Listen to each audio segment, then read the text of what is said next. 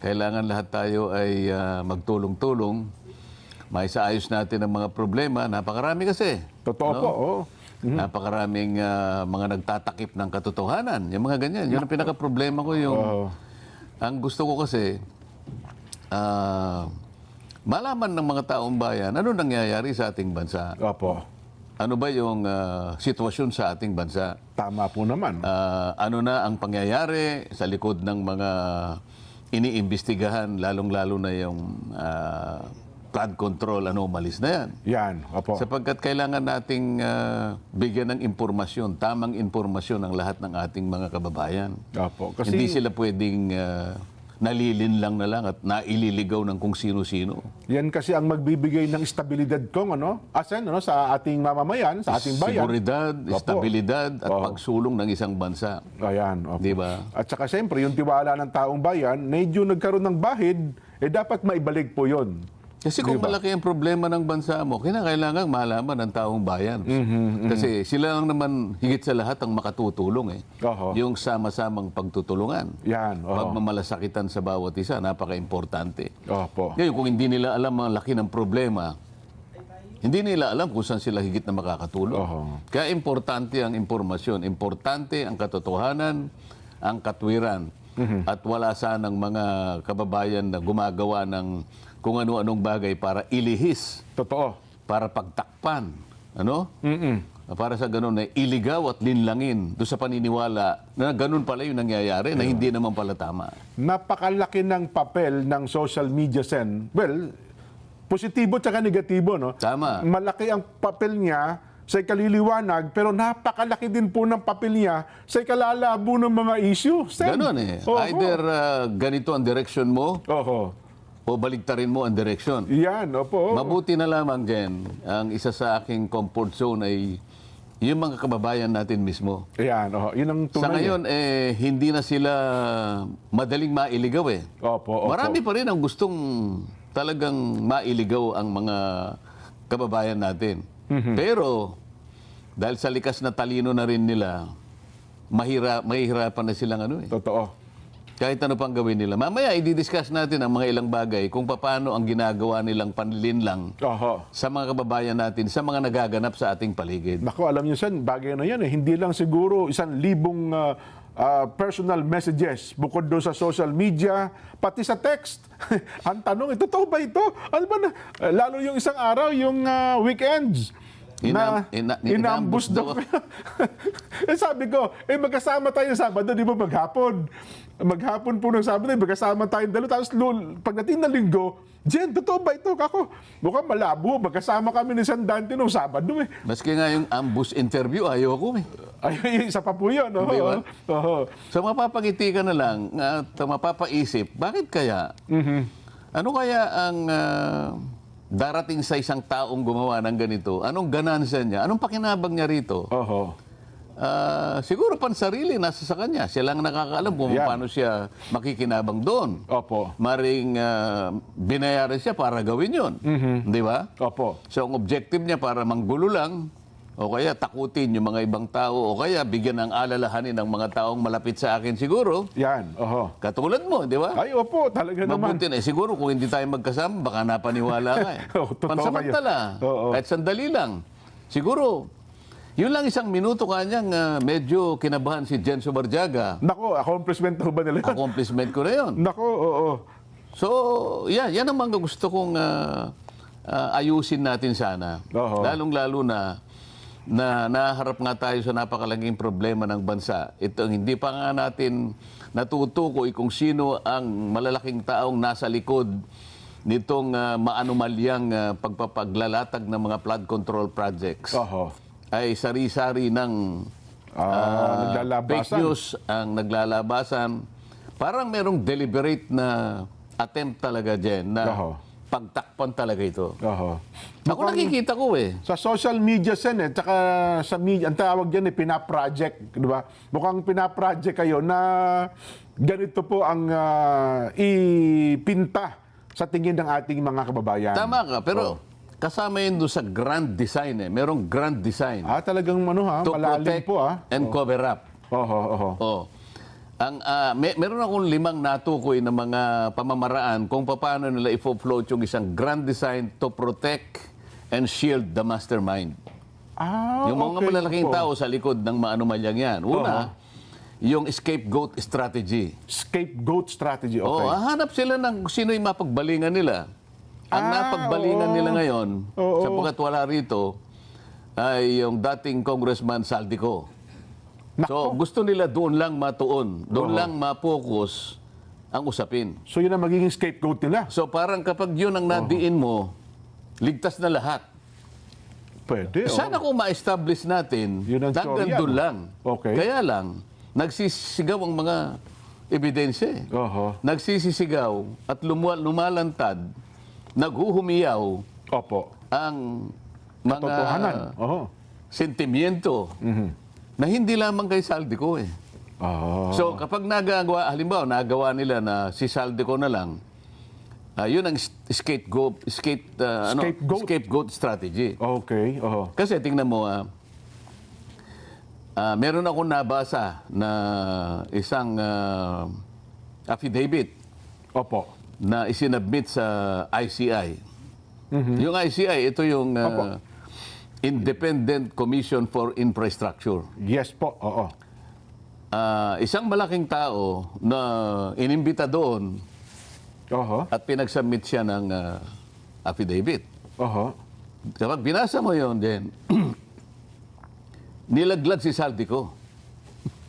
So talagang... So doon, lilitaw doon, talagang scapegoat. Ang sasabihin niya, maihinuha mo kung sinong tinutukoy ko rito. Opo. Wala po akong kinalaman dyan. Maaring ako po ang pinakamataas doon sa Ahensya na yun. institusyon na yon. Opo. Ngunit wala akong kinalaman doon sa ginagawa ng mga chairman.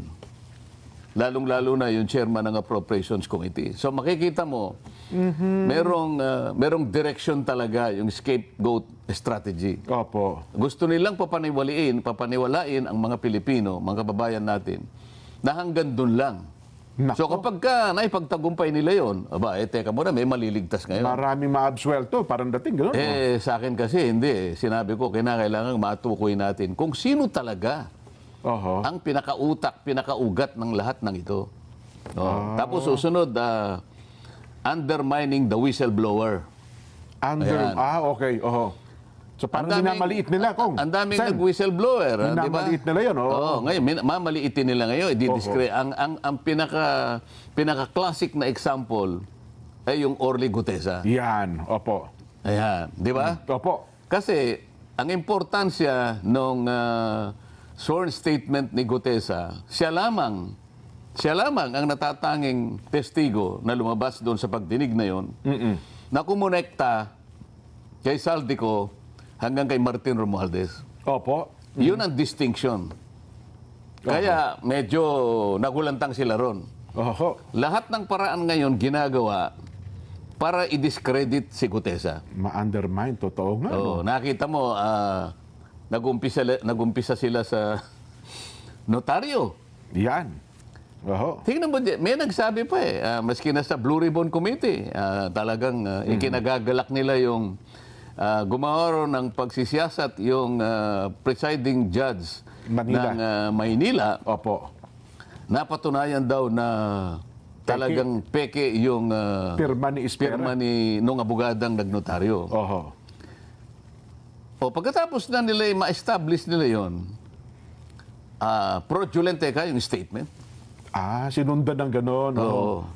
Unang-una, hindi man lang nila pinag-isipang mabuti, maaari ngang hindi pirma yun nung inaakala ni Gutesa na nagnotaryo sa kanyang dokumento. Mulat sa pool naman talagang peke yung pirma, hindi talaga yung attorney. Pero hindi man lang nila sinikap napuntahan, pwede naman nilang puntahan ituturo naman sa kanila. Saan ba kayo nagpanotaryo para makita natin sino ba yung nandyan? Yan. Kung hindi yung pumirma, sino yung nandyan?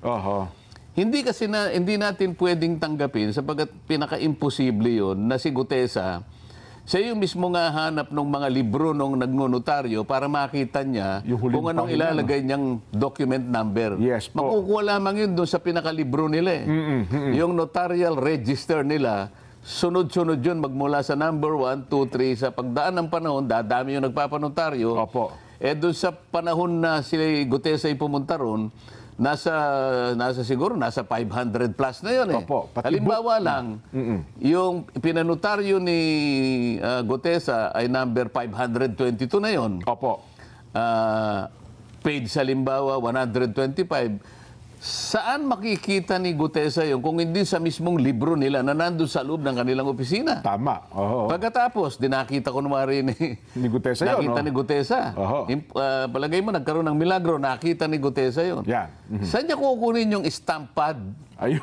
Para i-stamp niya doon sa pinakahuling bahagi para lumitaw lahat yung notarial details. Oo. At saka yung sa lugar ng nagnonotaryo eh. Yung kasi dahil Maynila yon, merong isang maliit na stamp na kailangan itatak din, opo. Tapos itatatak mo Manila. Nakuha uli ni Gutesa yung ganun. Nako, Naitatak ni Gutesa. Oho. Pagkatapos, nakita pa ni Gutesa kung nasaan yung dry seal. Yung dry seal ng attorney. Nako.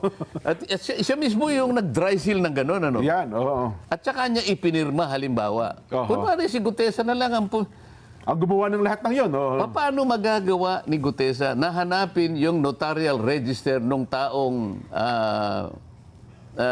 sumisinop doon? Merong, Opo, oo. merong, Meron ho yan. merong custody doon sa libro na yon. Paano pinahiram sa kanya kung pinahiram man yung, hindi ba? Opo. Kung hindi pinahiram, sa pilitang kinuha ni Gutesa para sa ganun ay magkaroon ng tatak. Merong dry seal. Palihim niya lahat ginawa yun. Hindi no? ba? Oo. Parang ang hirap paniwalaan ah. Ngayon, Oo. kung halimbawa hindi nga pirma nung abogada, maaaring hindi niya nga pirma, pero Totoo. ang pinakatotoo rito, Oo. meron kang itinalagang tao dyan Aha. na kinasangkapan mo, kausap mo, palagian, sapagkat nandun na sila sa Book 8 eh. Opo. Pang-8 libro na nga po nila, Sen. Oo. Isipin mo na lang, yung Book 1 halimbawa, 1,000 na lang Ang pahina, ang pages. 1,000 dokumento na lang yun. Oho. Sa mga tweet, yung Book 1, meron ng 1,000 documents ang nanotaryo nila. Oh. Nung Book 2, 2,000 na. Oho. Nung Book 3, 3,000. Book 4, 4,000. Book 5, 5,000.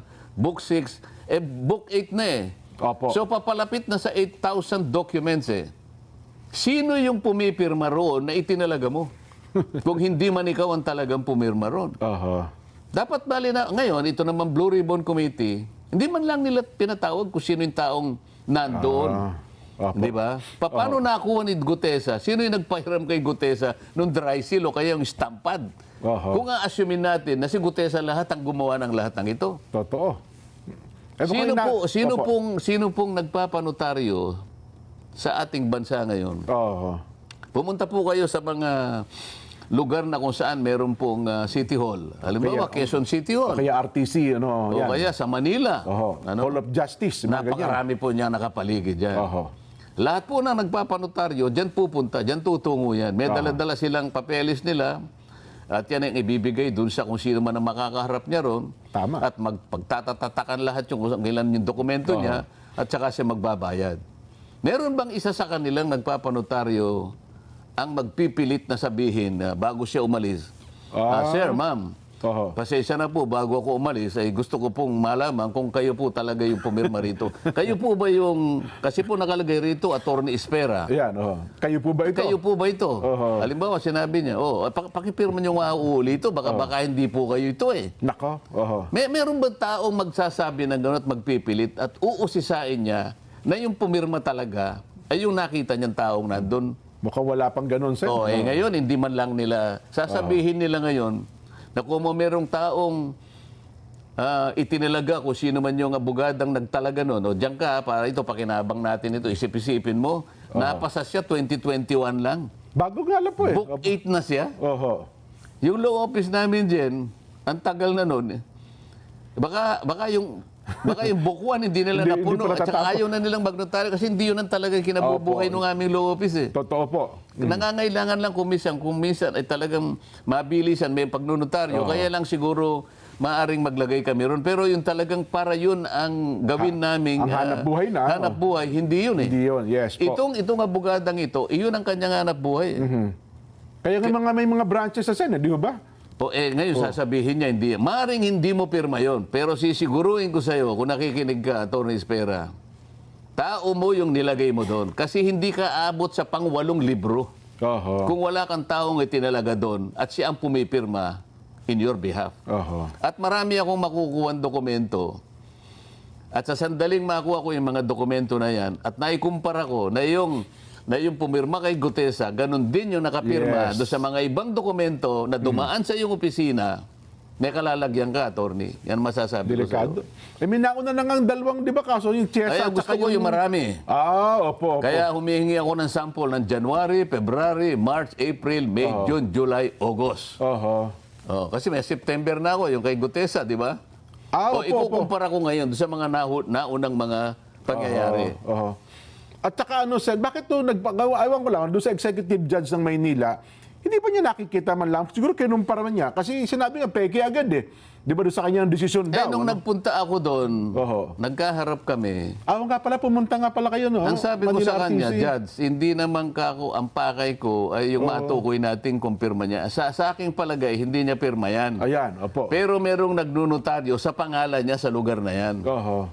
Ang gusto ko lang sanang i-request sa inyo, kung papayag kayo, makakuha ko ng ilang piraso ng mga ninotaryo niya sa mga Yung iba nakaraang panahon. Ayan. Ayan, sabi naman niya, Senator, ano po, pagka ganito po kasi ang nature ng request, sa Supreme Court Supreme po Court kayo pala yun, pupunta. dumaan. Oho. Hindi naman ako nagpilit, yun pala yung tuntunin. Opo. Hindi, nagpasalamat ako sa kanya. Pero alam niya from the beginning, na yung aking pakay, magkumpara lang ako. Opo. Kasi maring hindi niya nga pirma yun. Pero pumayag siya na isang tao ang pipirma para sa kanya. Oho. Yan ang katotohanan dyan. At sa sandaling ma-establish ko yan, at talagang gagawin ko yan, ngayon pa lang, hindi kita tinatakot, Atty. Espera, may kalalagyan ka. Nako. Yan, yung judge naman, nakiusap ako na bigyan ako ng ano man ang magiging Opo. outcome ng kanyang investigasyon. Hindi niya ako binigyan, diniretso niya sa Blue Ribbon Committee kasi hindi raw ako partido. Yung kayang Blue Ribbon Committee, partido kaya rito? Kasi hindi naman siya pumunta sa Blue Ribbon Committee para doon siya mag-complain. Hindi ko pirma yan eh. Dapat ang una niyang ginawa, nag-represent siya doon sa pumunta siya sa Blue Ribbon, magkukumplain. Hindi po akong pumirma niyan. Nakita ko po na noong kayo po ay nag-hearing, nasinagan ko po, pero hindi po ako yan. So I'm lodging a personal complaint, hindi po ako yan para patutuhanan ko. Ayun, ganun pala ang proseso dapat. Paano nangyari? Sino ba nagpasimula ng investigasyon? Hindi rin ako, nagpunta lang ako doon kasi alam ko, nababasa ko lang sa na mag-iimbestiga. So sino ang nagpasimuno ng investigasyon? Bakit nasa sentro ngayon? Ito yung pinag-uusapan natin. Undermining the whistleblower. Ngayon, ito, i-discuss natin. Kahapon, Jen, ito yung pinakahuling ginagawa nila para i-discredit nila si Gutesa. Opo. Okay. Merong post sa isang page na kung tawagin ay Kabayan Patrol. Nako. Sinirculate ito across sa social media. Ito yung nakalagay na post. Na, kung pwede na si Direk. Ayan. Ayan, sinasabi niya, Orly Gutesa breaks silence. Pinilit lang ako nila Defensor at Marcoleta. Isip-isipin mo yan, Jen. Gutesa admitted that he was forced to sign a fake affidavit against Speaker Romualdez out of fear and pressure. Ito, nakuha na namin kung sino yung gumawa nito eh. Yung page po mismo. Yung page na ito, ang ginagamit niya diyan ay mga troll farms Makikita mo na troll farms kasi pinakita nila rito, ang mga accounts ay Vietnamese eh. Ganun po? May Vietnamese accounts, karamihan So kung halimbawa sa 1,500 Vietnamese at yung iba pa Arabic accounts. Para kunwari, maraming sumusuporta. Maraming nag-suporta at kumukomment. Opo. Oo. Ngayon, ibalik nga natin doon para makita natin. Kung makikita mo doon sa bandang ibaba, right Opo, side, opo. nakalagay Kabayan Patrol. Kabayan Patrol, yes po. So parang ginamit pa yung logo nung TV station, opo, oo. isang TV station para magmukhang totoo. So nakikita nyo ngayon kung ano ang kanilang pakay. Opo. Gumagawa ng isang bagay na hindi totoo. Pinilit namin ni Mike Defensor si Gutesa para gumawa ng isang salaysay. Yan ho lumilitaw dyan. O isang bagay na kabaligtaran. Ngayon, anong pakay ng mga... Hindi lang ito dyan, ha? Opo. Kasi kung punta tayo sa pangalawang slide diyan. Yan. Ayan.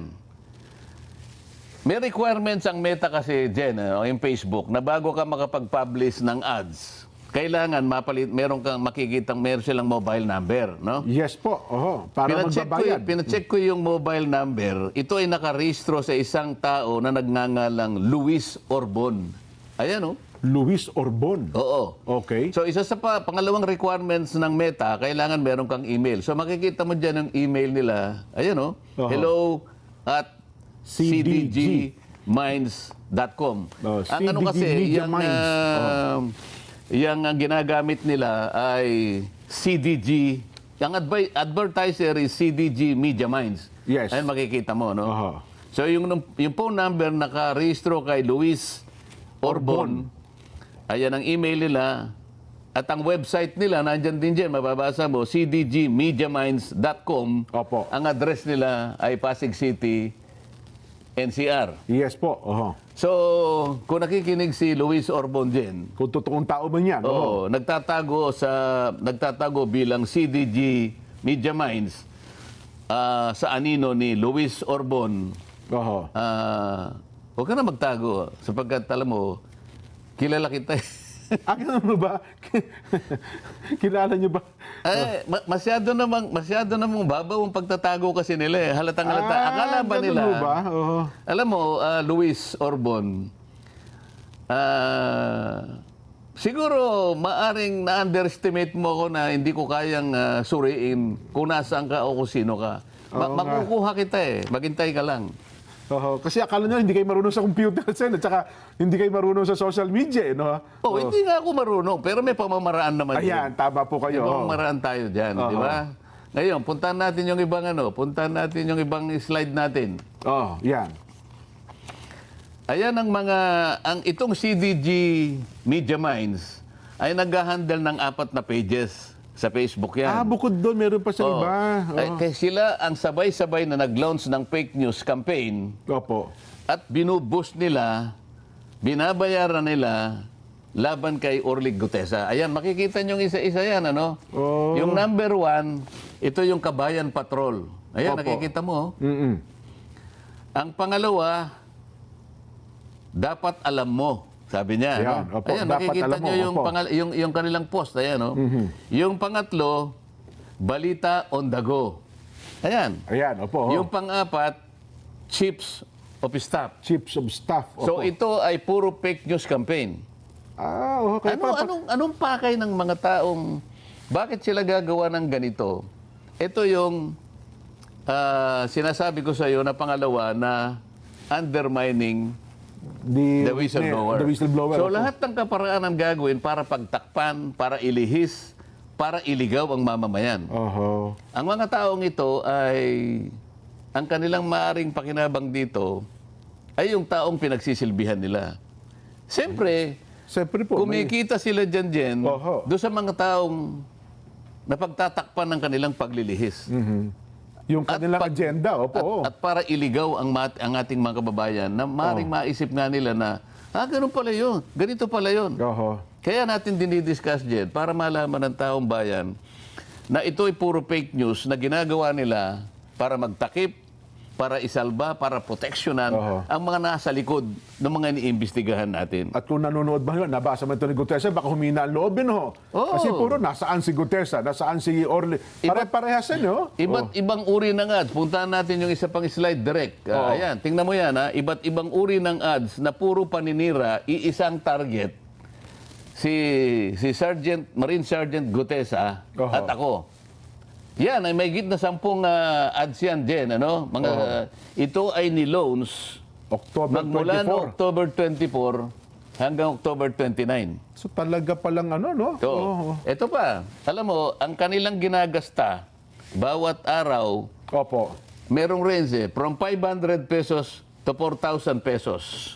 Ayun, oho. So, gagasta sila. Noong una, medyo nagtitipid eh. Kasi 500 pesos lang. Ngayon, mga cheap naman itong mga ito eh. Manlilin lang ka lang, galingan mo na, di ba? Oo naman, oo. Ngayon, siguro naisip nila, teka, baka kailangan nating pag-ibayuhin. Binuboost so, ng gusto, umaabot no? hanggang 4,000. Binuboost nga sila. Opo. Ang tinatarget nilang audience hanggang 1 million. 1 million users or more. Oo. Yes po, oo. So, ang gastos nila, sa loob ng isang buwan, umaabot ng between 20 to 30,000 pesos. Kasama yung boosting, Jen. Oo. So, ano ang pakay nila? Oo. Manlin lang. Opo. Mailigaw ang taong bayan. At So, ang talaga, gastos oo. ay ganun karami para sa ganun, patakbuhin yung kanilang mga ads. So kung mga ganon, times 10, kasi mga 10 pala, iba't ibang lugar saan, no? Mo. Ibuboost nilang lahat. Mamalak kahit pa paano. So, gumagasta sila talaga. So, Opo, oo. sa uling slide, pakita natin para makita natin. Itong mga slides na to, Jen, makikita mo, pinamonitor ko yan magmula ng January 2025. Opo. Mga post ito, Jen, na puro papuri sa administrasyon. Pero same page po. Same page. Same page. Oo. Oo. Yan ay puro papuri sa administrasyon. Ngayon ang kabalintunaan dito, kung ang administrasyon gusto niyang malinis ang skandal na ginawa ng flood control, Opo. bakit ngayon nag-sip sila dun sa paninira Character assassination na nangyayari. no?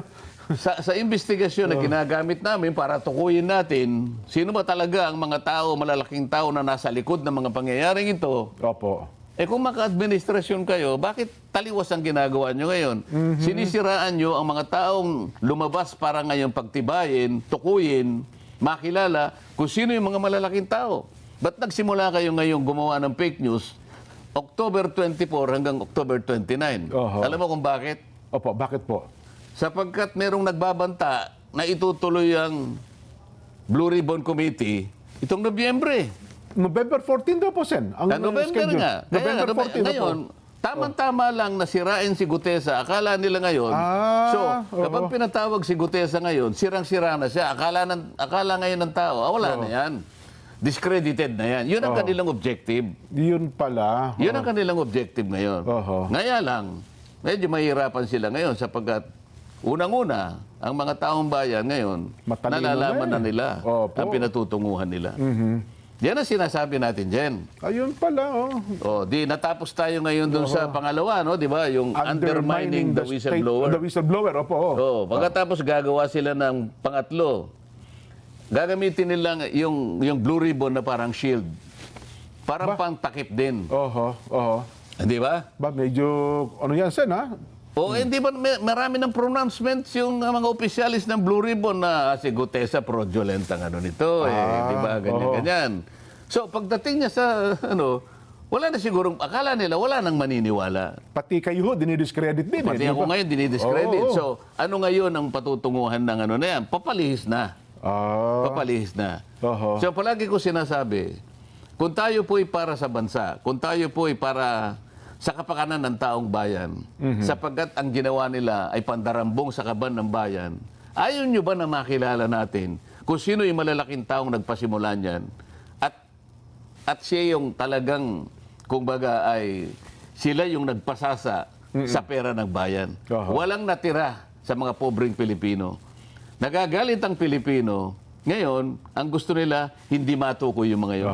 Kung ang layunin natin ay iisa, makita natin kung sino talaga yung mga tao sa likod ng mga yan, bakit hindi natin gamitin ang Blue Ribbon sa iisang direksyon?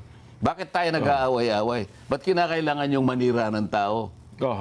Tumistigo si Gutesa.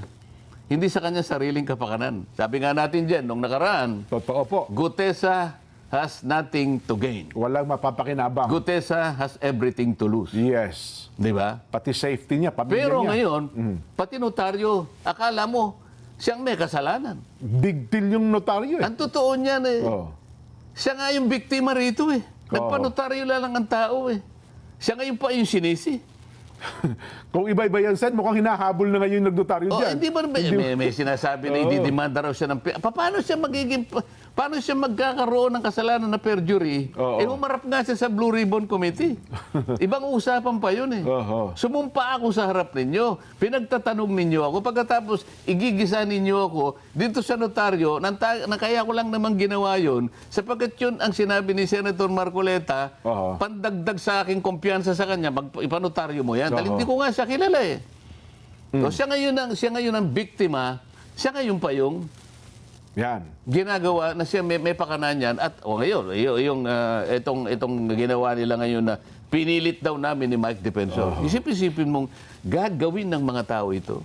At meron pang, isingit ko lang siya, dagdag ko, meron pang mga ilan ngayon, mga abogado nagsasalita, na pati daw yung senador, ayaw pang tukuyin yung pangalan niya eh, na nasa likod ni Gutierrez ay maaari ding papanagutin. Isip-isipin mo. Oo. Isip-isipin Mga abogado ito na nagsasalita ha. Oo. Oo. Mga abogado? Mga abogado rin po eh. Nakakaawa naman yung mga abogado. Yun po ang sinasabi nila. Kasi nga, kung papapaniwalaan nilang tao na pinilit nga namin siya ni Mike Defensor. Yan, yung punto na yan. Hindi ba? Pati ho yung doon sa notaryo daw, kung bahagi daw yun ng parang pagmamali o pagpeke doon sa kanyang affidavit, eh may pananagutan din daw ho kayo doon, Sen. O, paano ngayon? Kung mapatunayan na ang dami mo palang ninitaryo, tingnan mo pare-pareho yung pirma eh. Yun ang malangkot na katotohanan. Paano pananagutan ito? I-disown niya ngayon lahat yun. Oho. O, paano yung nagpanotaryo sa kanya? Baka mamaya mag-rally sila doon sa ano na yun. Kung gaano ka, kasi naka-book 8 na pala siya. Nasa book 8 na ito eh. Oho. Palagay mo na lang na 10,000 na tao na yung nagpanotaryo sa kanya. Nako, Kasi oho. hindi ko alam kung gaano kakapal yung ano niya eh, yung isang libro eh. Yan. Ay, nako. Anyway, Sen, tatlo na tayo. Pagkatapos, meron pang shifting narratives. Yung ipinapalit-palit nila. Oho. Di ba? Nag-iiba-iba ng ano. Sabi nila, pwede nating gawing state witness si ganito. Teka muna, ikaw ang pinakamalaki dyan eh. Ikaw pang magiging state witness. Nakikita mo yung ano, nakikita mo yung pattern. Yes po. Mga pattern ito eh. Kapag ito'y pinagsama-sama mo yung pattern na to, maliwanag na maliwanag, ililihis nila. Ayun. Isisinsay nila yung katotohanan. Kaya pala dinidiscredit din ng mag-asawang diskaya. Kasama yun eh. Oo. Ito yung panghuli, ito yung diversion and deflection. Aho. Di ba? Panglima. Oho. Oo. Diversion and deflection. Paano naman daw nila gagawin yan, Sen? Yung ano? Yung diversion and deflection na binabanggit ninyo. Ibiblame nga nila yung kamukha ng, hindi, ang may kasalanan yung nakarang administrasyon eh. So yun ang diversion. Hindi ba pinipilit nilang palitawin dun sa mga naunang tumistigo? But teka muna, bakit ito lang yan? Paano yung between 2012 to ganito, 2016, between 2010 to 2016, nasaan yung mga yun? Yun ang diversion. Kaya pala... So ibig sabihin ngayon, teka muna, kasama ba sila sa 2025 na pati yung budget nilikot ninyo? Kasama ba sila ron? Kasama ba sila doon sa mga tumira ng program? Kasama ba sila doon sa allocable? Kasama ba sila sa leadership? Pinag-uusapan natin eh. One administration ago. So, pagsama-samahin mo itong pattern na to, iisang direksyon eh. Ililigaw natin. Para sa ganun, nakaiwas tayo. Para ngayon makalimutan natin, sila yung matukoy. Mga ilang ano lang naman yan, alam mo ang Pilipino, malilimutin yan. Pag may bagong issue, Yan. Yun ang kanilang pag-asa. Kaya mga kababayang nakikinig, wag po kayong bibitaw. Wag nyo pong kalilimutan na ang inyo pong pera, ang pera ng kabanang bayan, ay inaswang po ng mga tao ito. Nako. Wag po kayo makakalimot. Ayan. Pero ako naman, Sen, naniniwala na higit na nakararaming Pilipino. Ang gusto talaga malaman, ang katotohanan sa likod ng ito. Paano nga natin gagawin yun kung pinipilit nilang pagtakpan lahat? Bagamat meron nga, sabi nyo nga, kung naliwanagan tayo, may mga ilang tao talaga na nag-ooperate, baka ma-divert nilang isipan ng higit na nakararaming Pilipino, Sen. Ito malinaw na malinaw ito dyan, ha? Isip-isipin mo, nagtatago sa CD Media Minds. Sa anino ng isang Luis Orbon. Nakuha na ito eh. Ang email niya, ayan, hello, at cdmediaminds.com, website cdmediaminds.com. Oho. So, nakapag-comply siya doon sa requirements ng Meta. Opo. Kaya siya pinayagan. Kaya lang ito, hindi pwedeng ipagkibit balikat ito sapagkat seryoso ang ginagawa nila eh. Ay, massive ang campaigns yun eh. Panlilinlang na tuwiran at deliberate na panlilinlang. Kaya ito ay ipipilitin ko ang DICT, ang Opo, NBI at saka yung CICC na makialam dito. Opo. Ay dapat ba, anong huyan? Talaga malaman sa lalong madaling panahon. Baka hindi lang po ganyan ang gagawin nila sa mga susunod, Sen. Ang kanilang target is 1 million audience. Opo. Subscribers and followers. Opo. Kung mapaniwala nga naman nila, yung kahit konti lang, ayaw kung mangyari yung bagay na yun. Kasi yung share eh. Yan po yan eh. Isipin mo, Orly Gutesa break silence. Pinilit lang ako ni na Defensor at Marcoleta. Paano kung lumabas ito? At sabihin niyang, hindi po totoo lahat ang mga pinagsasabi ng mga walang hiya na yan. Wala, kaya lang, yung iba na paniwala Nakadamage. Totoo, sir. Kasi Nakadamage na. pagka binasa mo po yung mga reactions, well, ngayon pala napatunayan na yung mga comment ay, baka kako yung mga comment na yun eh, troll din yun eh. Kunyari lang, marami nagko-comment kasi ang haba po ng mga Hindi, napatunayan na namin na troll kasi. Ang karamihan, sa bawat 1,000, halimbawa, yung kalahati, Vietnamese accounts at saka Arabo eh. Ganun ho ba? Makikita mo Arabic yung ano eh. Oho. Paano mong hindi sasabihin na talagang gawa-gawa lahat Oo to? nga po, no? Hindi naman organic eh. Oho. Kaya makikita mo pati yung mga kunwari Nagko-comment, naka-block yung yung mga kanilang identity, hindi makilala. Ang masakit dito, Jen, may mga taong ganito na kumita lamang, magkaroon lang ng pansariling pakinabang, kahit na mali, kahit na mailigaw, kahit na malinlang ang mga kababayan natin, gagawin nila eh. Oho. Sana kabaligtaran ang mangyari. Maisip ng mga taong katulad nito na isa lang ang buhay ng tao dyan eh, di ba? Totoo po naman. Oho. Tumulong ka na lang sa bansa mo eh. Oho. Kaya lang talagang meron pa rin. Ito pandarambong sa kabang bayan. Oho. Akalain mo pakakasangkapan ka para pagtakpan mo ang ginawa nito ng mga tao sa likod ng mga maanumalyang flood control projects. Masisikmura mo ba? Oho. Masisikmura mo ba? Pakakasangkapan ka sa pagtatakip ng pandarambong sa kabambayan. Oho.